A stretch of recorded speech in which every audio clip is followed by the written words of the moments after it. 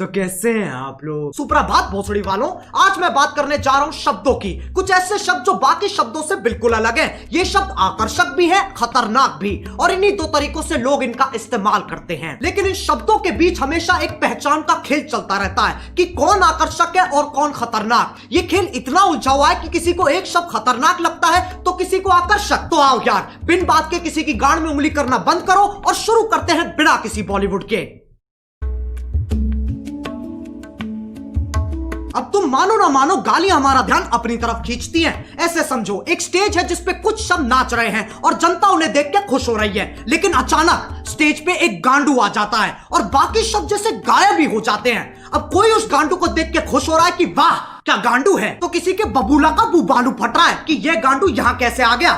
लेकिन सबका ध्यान सिर्फ और सिर्फ उस गांडू पे है। अब यह गांडू आकर्षक है कि खतरनाक, बस इसी चीज की लड़ाई है इन शब्दों की। मैं वो गांडू नहीं हूं, फालतू कनेक्ट मत मारो। फिर लोग कहते हैं गालियों से पैसे कमा रहा है। पैसों से याद आया, ये है मीवी के डुओपॉड्स M40। साउंड क्वालिटी तो बढ़िया है ही, पर बेस पूरा कान वाइब्रेट कर देता है। अपने केस में बैठे बैठे चार्ज हो जाते हैं। ये पंख जैसे हल्के हैं, इन्हें तुम कहीं भी लेके जा सकते हो और अपना सर तुम कितना ही घुमा लो, ये निकलते नहीं है। और मीवी इंडियन ब्रांड है। पीछे इफेक्ट सुन रहे हो? मैंने डाला, मैंने। सही है ना? रोस्ट भी कर दिया, पैसे भी कमा लिए हैं। अब जब तुम किसी से बात करते हो तो तुम्हारी भावनाओं का मिलन होता है। शब्द तो बस एक जरिया है। गालियों का मतलब बुराई होता है, इसमें कोई शक नहीं है, पर यह कहानी यहां खत्म नहीं हो जाती। एक चीज होती है स्लैंग, जो कि खुद में ही एक भाषा है। इसमें शब्द वही इस्तेमाल होते हैं पर उनका मतलब कुछ अलग ही निकलता है। आज की डेट में गालियां भी स्लैंग्स की तरह इस्तेमाल की जाती हैं। अब अगर मैं बोलूं विराट कोहली ने मैच में मात चोद दी, इससे मेरा क्या मतलब है? मैच की मम्मी के साथ विराट ने सेक्स कर लिया, या फिर विराट बहुत अच्छा खेला? खैर, जब तुम गालियों को ऐसे इस्तेमाल करते हो तब वो विकसित होकर स्लैंग बन जाती है, स्लैंग बन जाती है, स्लैंग बन जाती है। समझ में आ रहा है? लेकिन तब भी गड़बड़ होने की एक्यूरेसी 90% है। अच्छा चलो, मैं तुमसे पूछता हूं, क्या तुमने कभी लंड की सवारी की है? If you're going to do it right. With Lund. Premium style, lasting performance. तुम्हें अभी भी यकीन नहीं आता तो उसके प्रेसिडेंट से पूछ लो। Today at SEMA, we are here with Mitch Vogel, the president and CEO of Lund, and I think you want to tell us a little bit about something exciting that's been happening with Lund of late, hasn't it? It's thicker, it's stronger, has better characteristics for paintability. It's just a much far superior product. तभी मैं कहता हूं contact समझो। सालो video निकल गई। एक तो YouTube है ना, ना ना ना ना, वो तो मर चुका है। अब बस YouTube ही बचा है, जो कि मेरी एक्स जैसा हो गया है। मैसेज नहीं पढ़े जाते हैं, कॉल नहीं उठते हैं, और जब कभी कभी रात को यादें आ जाती है तो ये गाना सुनना पड़ता है।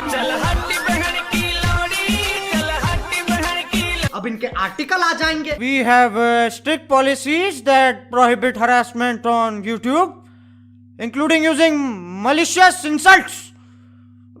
We quickly remove content that violates these policies. Policies.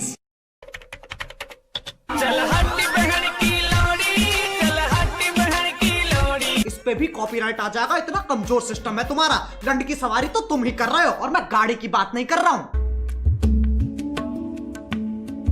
अब गालियों का चाहे कुछ मतलब निकले, कुछ लोगों को ये शब्द हजम ही नहीं होते, उनकी छींची थूथू हो जाती है। ये लोग ज्यादातर हमारे माँ बाप के जमाने के लोग हैं। उस जमाने के हिसाब से जो गाली देता है वो पाताल लोक का सेवक, शैतान का प्रेमी, हैवान का आखिरी बीज, अरे एलुमिनाटी है भोसड़ी का। याद रहे, ये वही जमाना है जब बिल्ली सही में रास्ता काट जाती थी। ये वही जमाना है जब बच्चों को डंडों से कूटा जाता था, स्कूल में भी, घर में भी और पड़ोस में भी। लेकिन यार ये लोग बहुत बढ़िया है, ये बोलने में कम करने में ज्यादा विश्वास रखते हैं, इसलिए बातें बाद में, शादी पहले। ये सोफिस्टिकेटेड लोग समझाते भी बहुत बढ़िया है। इनका कहा अगले को समझ में ना आए तो ये वही शब्द और जोर से बोलते हैं, जिनसे इनकी जिंदगी की सारी समस्याएं खत्म हो जाती हैं। अगर तुम्हें लगता है ये अपने टाइम में शरीफ थे, साफ चूतिया काटा गया तुम्हारा। इनने दूरदर्शन नहीं देखा सिर्फ। इनसे पूछो ये क्या है, ये मैडम कौन है, इन्हें नॉस्टैल्जिया हो जाएगा। जमाना बदलता है, इंसान की फितरत नहीं। पहले पॉर्न मैगजीन में मिलती थी और अब यूट्यूब पे मिल जाती है।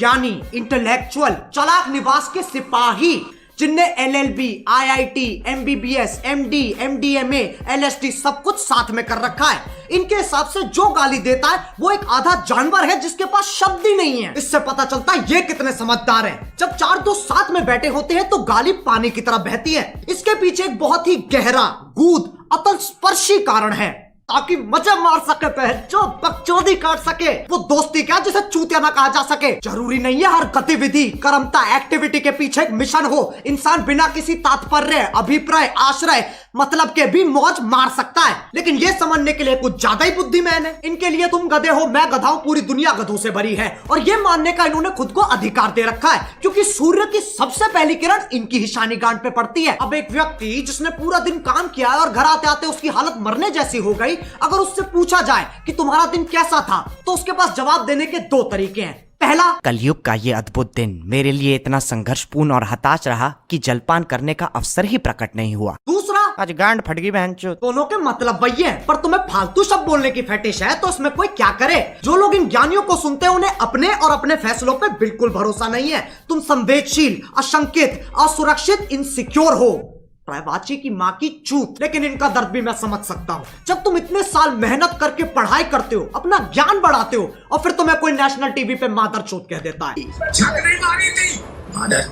बुरा लगता है भाई, आप लोग भी जानते हो यार। भाई समझ के बोल रहा हूँ यार, दिल से लगता है भाई, आप समझ ही सकते होंगे। चलो यार, बस आज के लिए बहुत ज्ञान चोत लिया। मैं उम्मीद करता हूं